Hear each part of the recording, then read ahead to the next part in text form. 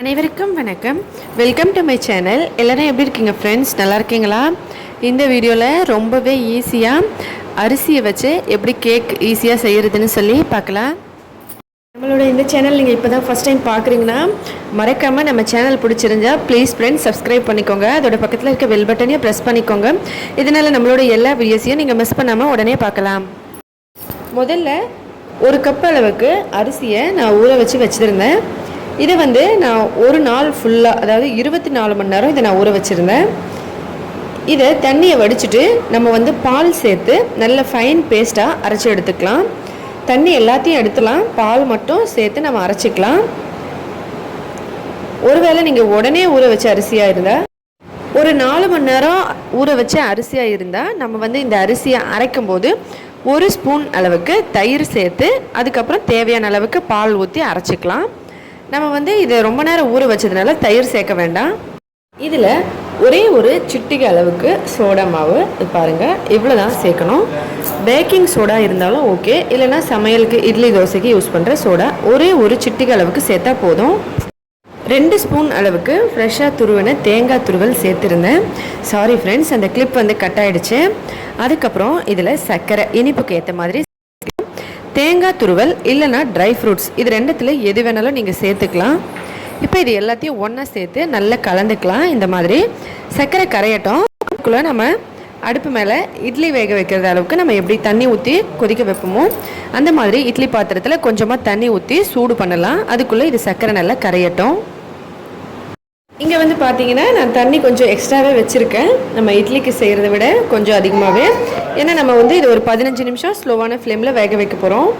நான் முதல் பிளேட், அதாவது அடி பிளேட் அதில் வைக்கிறேன். நம்ம சின்ன சின்ன கிண்ணத்தில் வைக்கிறதுனால அடி பிளேட்டு, நீங்கள் இதில் டைரெக்டாக ஊற்றுறீங்கன்னா மேலே பிளேட்டில் வச்சுக்கலாம்.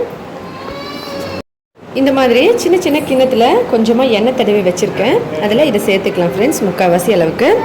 இதோட கன்சிஸ்டன்சி பார்த்தீங்கன்னா இந்த மாதிரி தான் இருக்கணும். இதுக்கு மேலே கொஞ்சம் திராட்சை சேர்த்துக்கலாம். உங்களுக்கு ட்ரை ஃப்ரூட்ஸ் எது வேணாலும் நீங்கள் சேர்த்துக்கலாம், இல்லை தேங்காய் துருவல் கூட சேர்த்துக்கலாம். இந்த மாதிரி இட்லி பாத்திரத்தில் இது எல்லாத்தையும் வச்சு அதுக்கப்புறம் நம்ம இட்லி பாத்திரத்தில் வைக்கலாம். இல்லைனா முதல்ல பிளேட் வச்சுட்டு அதுக்கு மேலே கூட நம்ம எடுத்துகிட்டு போய் வைக்கலாம். ஆனால் அப்படி வைக்கும் போது கொஞ்சம் சூடாக இருந்தால் கையில் பட்டுரும் ஃப்ரெண்ட்ஸ், ஆவி வந்தால். அதனால் நீங்கள் இந்த மாதிரி வச்சு அதுக்கப்புறம் இதில் கொண்டு போய் வச்சுக்கலாம். எல்லாத்தையும் இந்த மாதிரி வச்சாச்சு. இப்போ நம்ம இதுக்கு மேலே மூடி போட்டு ஒரு 15 நிமிஷம் ஸ்லோவான ஃப்ளேமில் வேக வைக்கலாம். இப்போ 15 நிமிஷம் ஆயிருக்கு ஃப்ரெண்ட்ஸ். நம்ம ஓப்பன் பண்ணி பார்க்கலாம் இது எப்படி இருக்குன்னு. பாருங்கள் எவ்வளோ சூப்பராக இது வெந்து வந்திருக்குன்னு சொல்லி. நமக்கு ரொம்பவே டேஸ்டியான அரிசியில் ஒரு கேக்கு ரெடி ஆகிடுச்சு. கண்டிப்பாக ட்ரை பண்ணி பாருங்கள் ஃப்ரெண்ட்ஸ். இப்போ இது எல்லாத்தையும் எடுத்துடலாம்.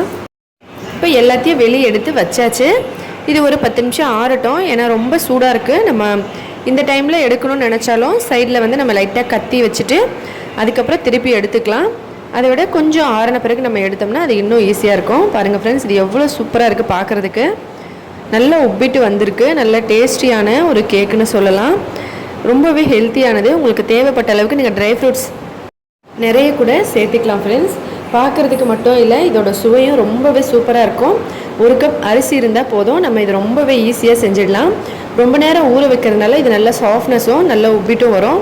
ஒருவேளை உங்களால் ரொம்ப நேரம் ஊற வைக்க முடியல, ஒரு 4 மணி நேரம் போதும்னு நினச்சிங்கன்னா நீங்கள் 1 ஸ்பூன் தயிர் சேர்த்துக்கோங்க. பாருங்கள் ஃப்ரெண்ட்ஸ் எவ்வளோ சூப்பராக இருக்குது பார்க்குறதுக்கு. மறக்காமல் ட்ரை பண்ணி பாருங்கள். இந்த ரெசிபி உங்களுக்கு பிடிச்சிருந்தா நம்ம இந்த வீடியோவில் கமெண்ட்டில் சொல்லுங்கள் ஃப்ரெண்ட்ஸ். இதே போல் இன்னும் பல புது வீடியோஸ்லாம் பார்க்குறதுக்கு நம்ம சேனலை மறக்காமல் சப்ஸ்கிரைப் பண்ணிக்கோங்க. இந்த வீடியோ பிடிச்சிருந்தால் லைக் பண்ணுங்கள், உங்களோட ஃப்ரெண்ட்ஸுங்களுக்கெல்லாம் ஷேர் பண்ணுங்கள். இதே போல் இன்னும் பல வீடியோஸ் பார்க்குறதுக்கு மறக்காமல் சப்ஸ்கிரைப் பண்ணிக்கோங்க. ஹெல்த்தியான சமையலாக வீட்டிலே சமைச்சு சாப்பிட்டு ஹெல்த்தியாகவும் சந்தோஷமாகவும் இருங்க. நன்றி, வணக்கம்.